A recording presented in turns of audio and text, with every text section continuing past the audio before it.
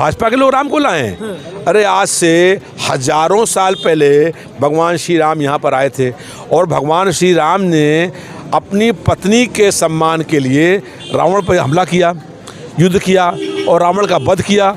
और उनकी मूर्ति में ऐसे लोग गए थे प्रतिष्ठा करने के लिए जिनकी पत्नी होते हुए भी अपनी पत्नी को साथ लेके नहीं आए। सारे साधु महात्माओं ने कहा कि बिना पत्नी के जो है ये मुख्य जमान नहीं रहेंगे आप।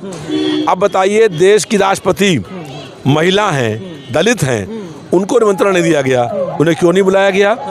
आज जब राष्ट्र देश की प्रथम महिला है वो, तो उनको बुलाया क्यों नहीं गया? इसलिए भारतीय जनता पार्टी के लोग जो हैं दलित विरोधी हैं, महिला विरोधी हैं। प्रधानमंत्री अपनी पत्नी का सम्मान नहीं कर सकते हैं। पूरे देश के शंकराचार्य कह रहे हैं, साधु कह रहे हैं, महात्मा कह रहे हैं, तब भी अपनी पत्नी को लेकर नहीं आए और मुख्य जवाब पद छोड़ दिया। तो इससे स्पष्ट हो गया है कि भारतीय जनता पार्टी महिलाओं का सम्मान नहीं करती है। इस बार हमारी बहनें और बेटियां जो हैं वो प्रदेश के अंदर देश में परिवर्तन करेंगी और लखनऊ शहर में भाजपा को हराने का काम करेंगी। भगवान प्रभु श्री राम जो हैं वो सबके हैं, वो केवल भाजपाइयों के नहीं हैं, हमारे भी हैं। हम लोग उनकी पूजा करते हैं और भाजपा के लोग उनका नाम पर चंदा इकट्ठा करने का काम करते हैं। हम लोग राम के भक्त हैं और नाथू राम के भक्त हैं। और जो अयोध्या में भव्य मंदिर बना है, ये सुप्रीम कोर्ट के आदेश बना है। सुप्रीम कोर्ट ने आदेश किया, ट्रस्ट बनाया और ट्रस्ट में ये मंदिर जो है वो ट्रस्ट ने बनाया। भारतीय जनता पार्टी ने केवल पूरे देश में चंदा इकट्ठा करने का काम किया है, अधूरे मंदिर का निर्माण कर दिया है। अब 2024 में जब इंडिया मोर्चा की सरकार बनेगी तब वो लोग राम मंदिर का निर्माण पूरा करने का काम करेंगे। भारतीय जनता पार्टी से जनता का मोह भंग हो गया है। भारतीय जनता पार्टी से जनता में बड़ा आक्रोश व्याप्त है और इसलिए जनता ने सत्ता बदलने का मन बना लिया है। अब सत्ता परिवर्तन होना निश्चित हो गया है। मैं लखनऊ में समाजवादी पार्टी के प्रदेश कार्यालय में हूं और हमारे भी समाजवादी पार्टी के नेता रविदास मल्होत्रा जी हैं। आज समाजवादी पार्टी से इनको टिकट मिला है, लोकसभा टिकट मिला है लखनऊ से।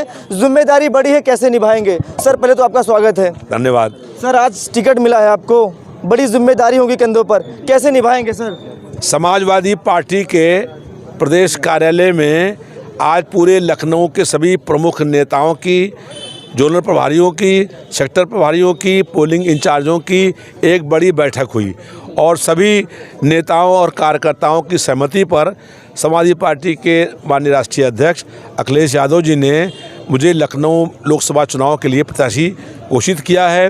मैं जनता के बीच जा कर के चुनाव लड़ने का काम करूंगा। 2024 में इंकलाब होगा और सत्ता में परिवर्तन और बदलाव होगा। 2024 चुनाव को लेकर उससे पहले जो बीजेपी ने अयोध्या में राम मंदिर बनवाया है, लखनऊ में देखा होगा बहुत सारे लोग जश्न में डूबे हुए हैं, जय श्री राम के नारे लगा रहे हैं। कैसे ज़मीनी स्तर पर काम होगा, कैसे जनता को समझाएंगे समाजवादी पार्टी के नेता रविदास मल्होत्रा जी की समाजवादी पार्टी के फेवर में जनता वोट करे? देखिए, भगवान प्रभु श्री राम जो हैं वो सबके हैं, वो केवल भाजपाइयों के नहीं हैं, हमारे भी हैं। हम लोग उनकी पूजा करते हैं और भाजपा के लोग उनका नाम पर चंदा इकट्ठा करने का काम करते हैं। हम लोग राम के भक्त हैं और नाथू राम के भक्त हैं।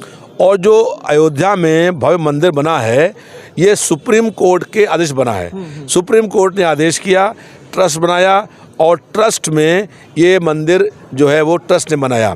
भारतीय जनता पार्टी ने केवल पूरे देश में चंदा इकट्ठा करने का काम किया है, अधूरे मंदिर का निर्माण कर दिया है। अब 2024 में जब इंडिया मोर्चा की सरकार बनेगी तब वो लोग राम मंदिर का निर्माण पूरा करने का काम करेंगे। भारतीय जनता पार्टी से जनता का मोह भंग हो गया है।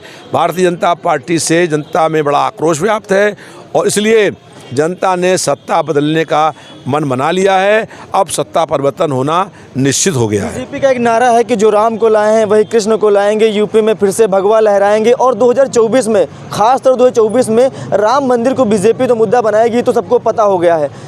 आप कौन सा मुद्दा लेकर जनता के बीच में जाएंगे? देखिए, वो कह रहे हैं कि जो राम को लाए हैं, भाजपा के लोग राम को लाए हैं। अरे आज से हजारों साल पहले भगवान श्री राम यहाँ पर आए थे और भगवान श्री राम ने अपनी पत्नी के सम्मान के लिए रावण पर हमला किया, युद्ध किया और रावण का वध किया। और उनकी मूर्ति में ऐसे लोग गए थे प्रतिष्ठापना करने के लिए जिनकी पत्नी होते हुए भी अपनी पत्नी को साथ लेके नहीं आए। सारे साधु महात्माओं ने कहा कि बिना पत्नी के जो है ये मुख्य जजमान नहीं रहेंगे आप। अब बताइए, देश की राष्ट्रपति महिला हैं, दलित हैं, उनको निमंत्रण नहीं दिया गया, उन्हें क्यों नहीं बुलाया गया? आज जब राष्ट्र देश की प्रथम महिला है वो, तो उनको बुलाया क्यों नहीं गया? इसलिए भारतीय जनता पार्टी के लोग जो हैं दलित विरोधी हैं, महिला विरोधी हैं। प्रधानमंत्री अपनी पत्नी का सम्मान नहीं कर सकते हैं। पूरे देश के शंकराचार्य कह रहे हैं, साधु कह रहे हैं, महात्मा कह रहे हैं, तब भी अपनी पत्नी को लेकर नहीं आए और मुख्य जजमान पद छोड़ दिया। तो इससे स्पष्ट हो गया है कि भारतीय जनता पार्टी महिलाओं का सम्मान नहीं करती है।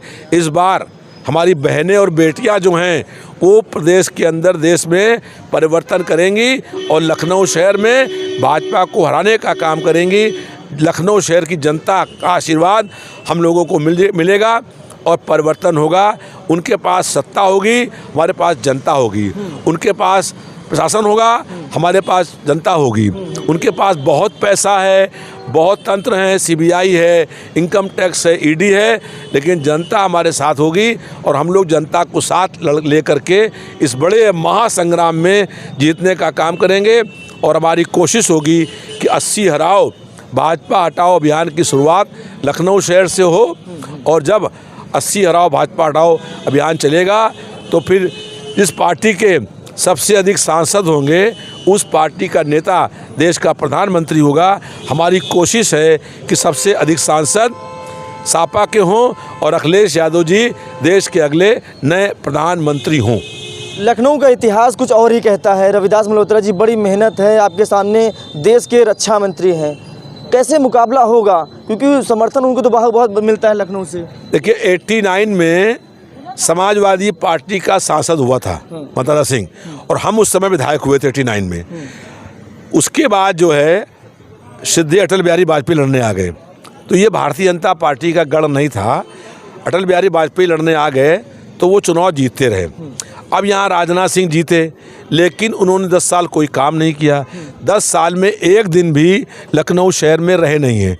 सुबह आते हैं, जहाज़ से रथ बदल के और शाम को चले जाते हैं।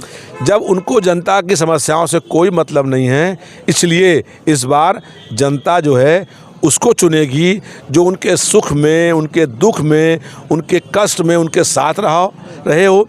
हम लोगों ने 49 साल में हर चौराहे पर जनता के संघर्ष करने का काम किया है, हर चौराहे पर लड़ने का काम किया है और जो संघर्ष हम लोगों का हुआ है जनता ने देखा है।